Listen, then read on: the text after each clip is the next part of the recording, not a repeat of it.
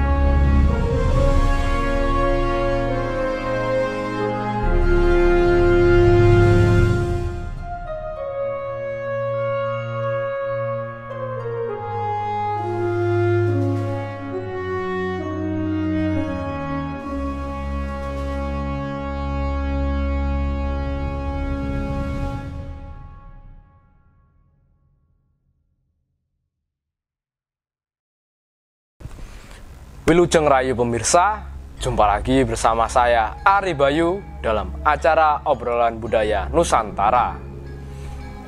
Nah, dalam kesempatan kali ini kita masih membahas tentang epos Mahabharata. Mungkin banyak dari pemirsa yang masih penasaran apa saja lakon yang ada di dalam epos tersebut.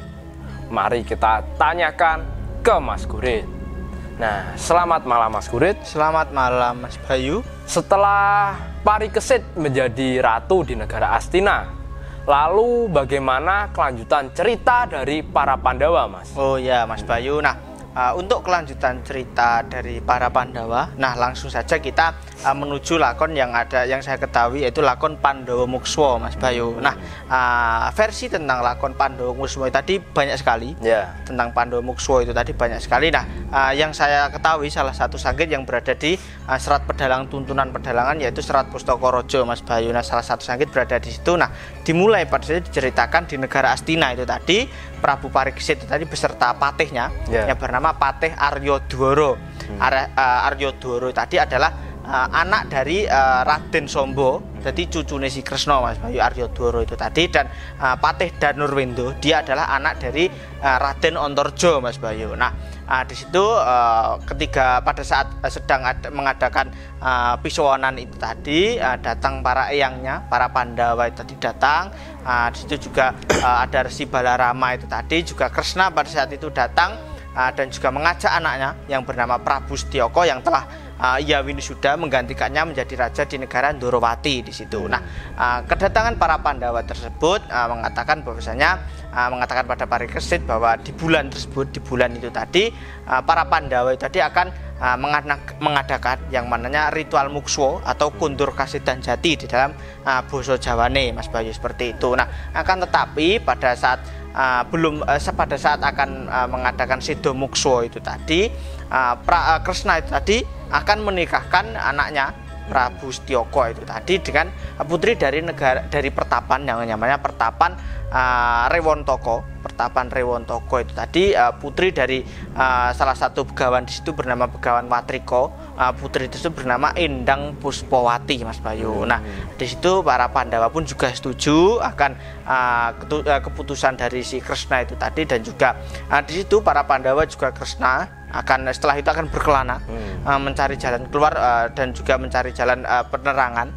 Dia akan melakukan topo lelono itu tadi dan juga akan di situ melarung pusaka-pusakanya di situ, Mas Bayu. Lalu apa yang dilakukan oleh Parikesit, Mas, setelah mengetahui bahwa eyangnya akan melakukan ritual mukswa? Nah, di situ diceritakan sang Raja Parikesit itu tadi lalu memerintahkan kepada anak buahnya, senopatinya dan juga patih-patihnya itu tadi untuk membuat tempat untuk para Pandawa mukswa itu tadi. Di situ berwujud sebuah bangunan yaitu candi, diberi nama Candi Sekar itu tadi. Nah, pada saat itu akhirnya para Pandawa itu tadi berpamitan kepada Parikesit untuk melakukan kelana itu tadi, berkelana itu tadi, Topo Brotolono itu tadi.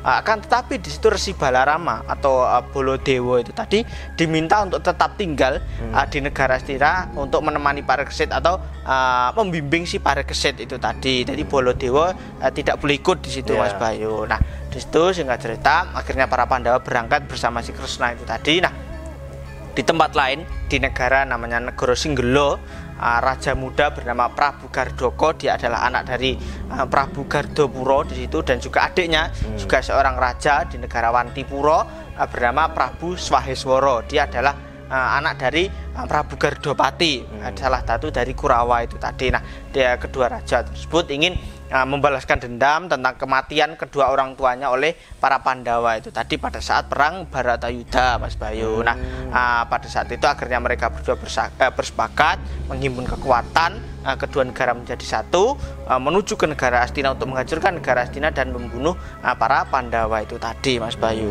Jadi kedua raja itu ingin membalaskan dendamnya kepada para Pandawa, ya? Benar sekali, Mas Bayu. Akhirnya kedua raja tadi berangkat beserta pasukannya. Nah, di Kasatriyan Bonokeling di situ Arjuna itu tadi bersama istrinya Citrohoyi dan juga para Punakawan. Diceritakan Arjuna itu tadi meminta izin untuk bersama-sama para Pandawa itu tadi berkelana Puter Pujo itu tadi, berkelana itu tadi. Nah, di situ sang istrinya lalu mengizinkan. Singkat cerita perjalanan Arjuna itu tadi, tengah jalan itu tadi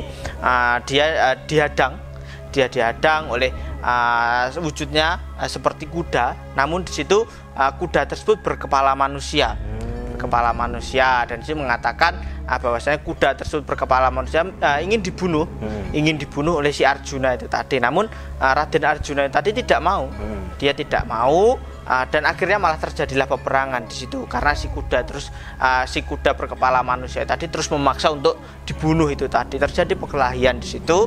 Nah, Arjuna pada saat lalu melepaskan senjata Sarotama itu tadi, hingga membuat kuda berkepala manusia itu tadi hilang, terkena Sarotama tadi hilang, dan ternyata berubah menjadi seorang manusia dan mengatakan bahwasanya dia telah bekas abdi atau prajurit dari Prabu Gardopuro.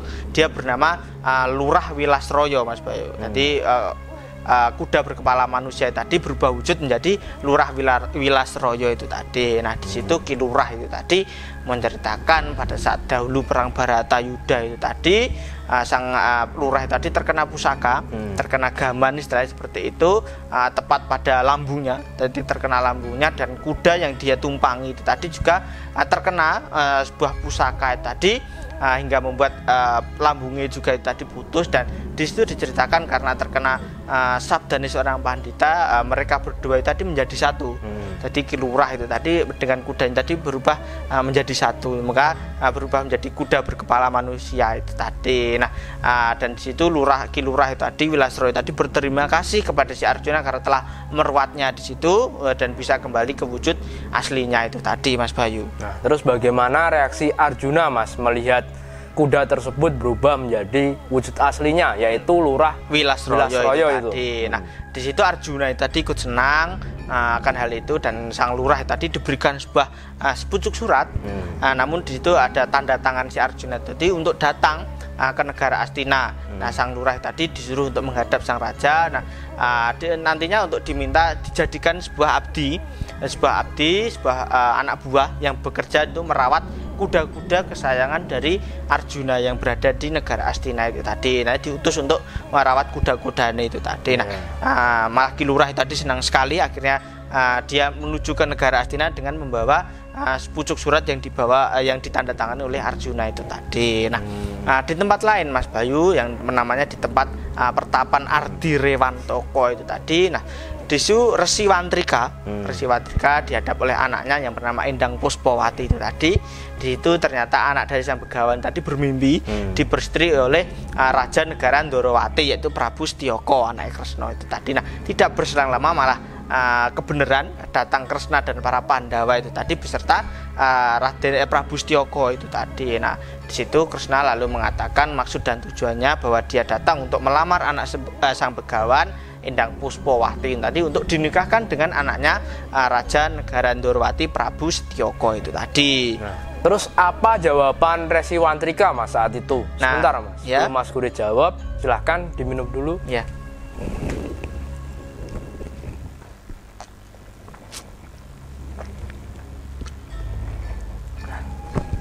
Bagaimana Mas? Apa jawaban Resi Wantrika saat itu? Nah, pada saat itu diceritakan sang Resi tadi akhirnya setuju karena anaknya juga mencintai si Prabu Setyaka itu tadi, dia setuju dan akhirnya mereka berdua dinikahkan, si Endang Puspowati dengan Prabu Setyaka itu tadi dinikahkan. Nah, setelah pernikahan tersebut para Pandawa dan juga Kresna itu tadi melanjutkan perjalanannya berkelana dengan puter pujo itu tadi Mas Bayu. Nah, diceritakan di situ di tengah perjalanan Kresna dan para Pandawa tadi di situ terjadi perdebatan tentang ilmu kasampurnan menurut pepakemnya mereka sendiri-sendiri. Jadi Kresna memiliki pepakem sendiri dan para Pandawa memiliki pakem tersendiri. Nah, pada saat itu di tengah-tengah perjalanan tadi tiba-tiba di situ ada seorang wanita yang sedang mengambil air di dalam sumur. Nah, wanita tersebut di situ melakukan sesuatu yang aneh Mas Bayu. Anehnya di situ sang wanita tadi setelah mengambil air dari dalam sumur itu tadi, nah akan tetapi air tersebut malah dikembalikan, dibuang lagi ke dalam sumur tadi berkali-kali dan wanita tersebut menangis di situ Mas Bayu. Terus apa yang dilakukan para Pandawa Mas melihat wanita itu? Nah, di situ si Kresna itu tadi lalu mendekati wanita tersebut dan menanyakan siapakah wanita itu tadi. Nah, wanita itu tadi ternyata bernama Nyai Ruminto. Dia adalah ibu dari Bambang Rawan, biyunge si Bambang Rawan. Yeah. Nah, di situ sang Nyai tadi menceritakan mengapa ia berbuat seperti itu. Nah, dia mengatakan bahwasanya dia sedang mencari harta benda yang pada saat perang Baratayuda itu tadi harta bendanya itu tadi dimasukkan di dalam sumur tersebut dan ia ingin meminta kembali harta benda yang telah dibuang itu tadi, meminta bantuan kepada para Pandawa itu tadi Mas Bayu. Nah, Kresna pada saat itu lalu diceritakan memanggil kepala dusun daerah tersebut dan menanyakan apakah benar yang dikatakan oleh sang Nyai itu tadi. Nah, pada saat itu Lurah Demang di situ mengatakan bahwasanya benar apa yang dikatakan oleh Nyai itu tadi Mas Bayu. Nah, Kresna pada saat itu lalu merasa kasihan, lalu dia mengatakan kepada orang-orang di dusun tersebut, mengutusnya untuk membawa air memenuhi sumur tersebut. Jadi sumurnya tadi diminta untuk dipenuhi istilahnya seperti air itu. Dipenuhi air, benar sekali. Nah, di situ diceritakan setelah itu terjadi keanehan. Terjadilah keanehan di situ, air di dalam sumur itu tadi tiba-tiba berubah menjadi harta benda seperti perhiasan tadi yang banyak sekali Mas Bayu. Nah, akhirnya sumur tersebut diceritakan penuh itu tadi, penuh air tadi ternyata malah penuh dengan perhiasan-perhiasan itu tadi, seperti emas, gelang dan lain-lain tadi penuh dalam sumur tadi Mas Bayu. Nah, sang Nyai itu tadi pada saat itu akhirnya mengakui akan kehebatan dari si Kresna dan para Pandawa itu tadi bisa merubah air menjadi perhiasan-perhiasan itu tadi. Nah, benda-benda tersebut, benda perhiasan itu tadi akhirnya dibagi rata kepada para penduduk dusun tersebut Mas Bayu. Nah, Kresna dan para Pandawa itu tadi akhirnya melanjutkan perjalanan itu lagi Mas Bayu, Lelono Broto itu tadi putar pujo. Ya, jadi setelah mereka membantu di dusun tersebut, mereka langsung melanjutkan perjalanan. Benar sekali Mas Bayu. Nah, di situ diceritakan Kresna dan para Pandawa itu tadi setelah melakukan perjalanan sampai dia di pinggir samudra dan di situ Prabu Kresna melarung salah satu pusakanya yang bernama Kembang Sekar Wijaya Kusumo. Di situ di situ dia juga menyabdo bahwasanya sebagai bunga tersebut sebagai sarana untuk membantu orang-orang yang sedang terkena kesusahan atau kacintrakan dalam bahasa Jawa ini seperti itu Mas Bayu. Nah, setelah melarung benda pusaka tersebut akhirnya semuanya Kresna dan para Pandawa itu tadi serasa cukup, dia ingin kembali ke negara Astina pada saat itu. Akan tetapi pada saat di tengah perjalanan dia tadi melewati sebuah desa yang tanpa penghuni di situ. Nah, di situ terlihat ada salah satu rumah, akan tetapi pintunya tadi tertutup.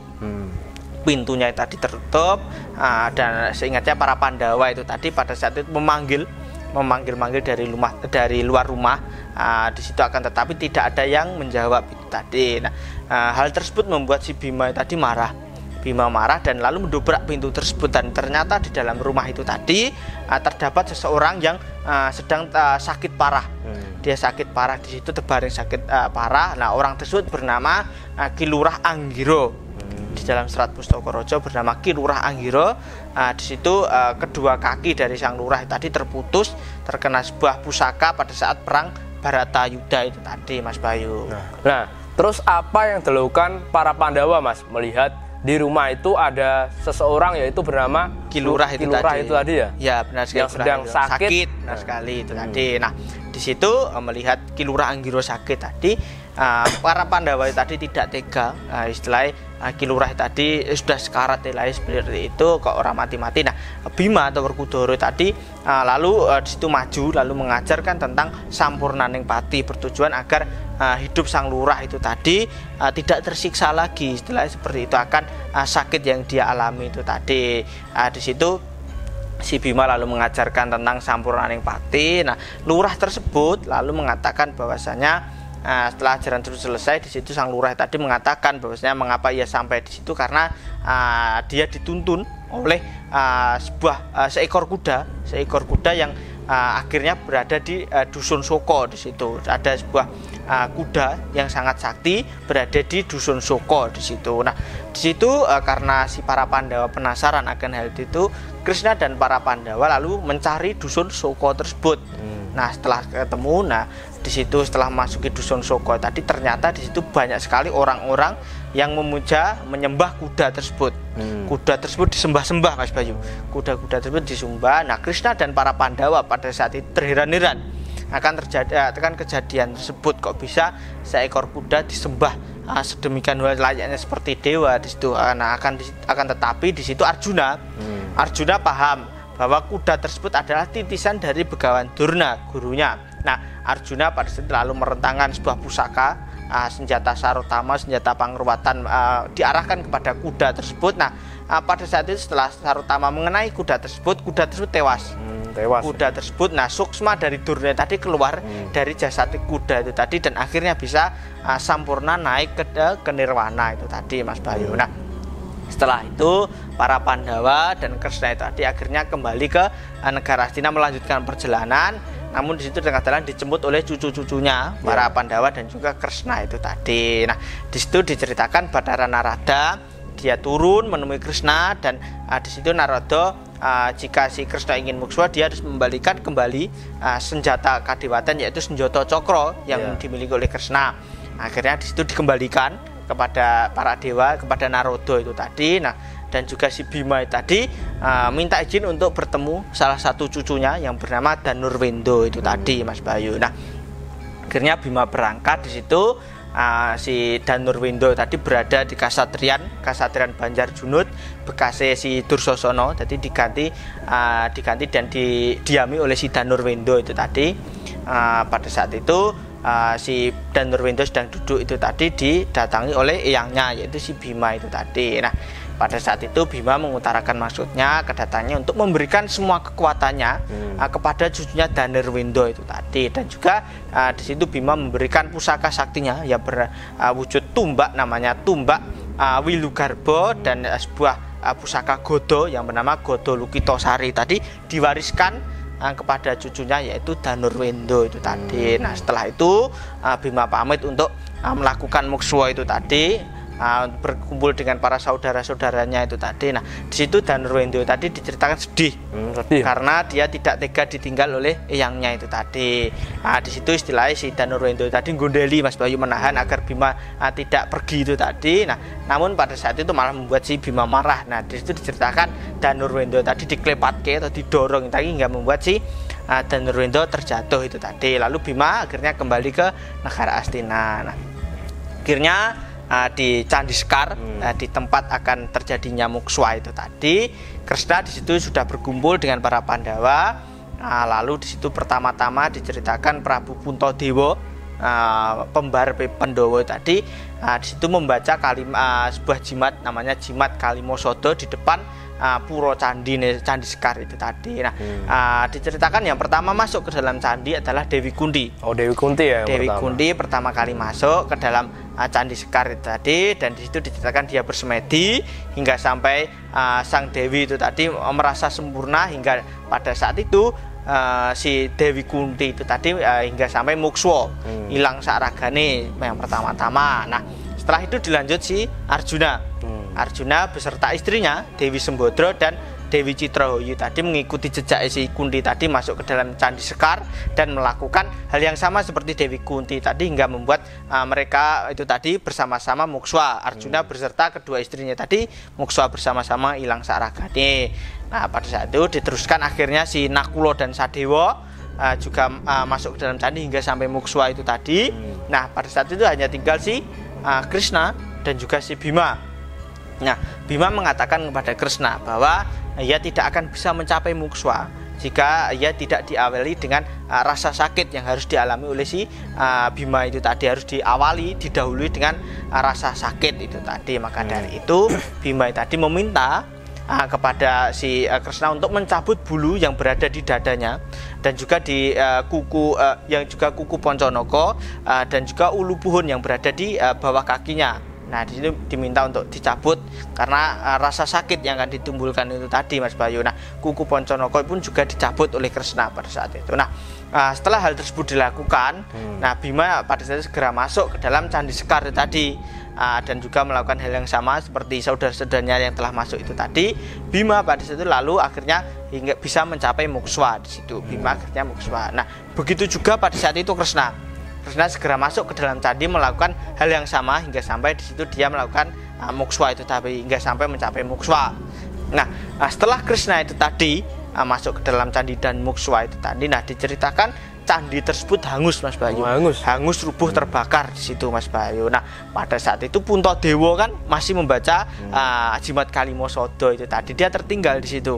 Nah, setelah membaca selesai tadi kok candi Sekar tadi malah hangus itu tadi, padahal dia belum mukswa itu tadi. Nah, di situ si Puntadewa itu akhirnya gugat kekayangan, Mas Bayu di situ. Nah, terus apa jawaban dari para dewa Mas saat itu? Nah, singkat cerita pada saat itu Bathara Guru itu tadi mengatakan kepada Puntadewa bahwa belum waktunya si Puntadewa tadi mukswa, belum, menunggu suatu zaman yang namanya zaman walian. Di situ nanti bisa si Puntadewa itu tadi mukswa. Nah, akhirnya Puntadewa tadi minta pamit untuk pergi kembali dan melakukan berkelana, pertapaan berkelana, menunggu di alam dunia dengan membawa jimat Kalimasada, menunggu waktu di mana zaman walian itu tadi, Mas Bayu. Nah, akhirnya kembalilah si Puntadewa berkelana itu tadi. Nah, di negara Astina pada saat itu para punggawa itu tadi, Punggawa, Sentana, Praja, prajurit-prajurit negara Astina tadi kehilangan atas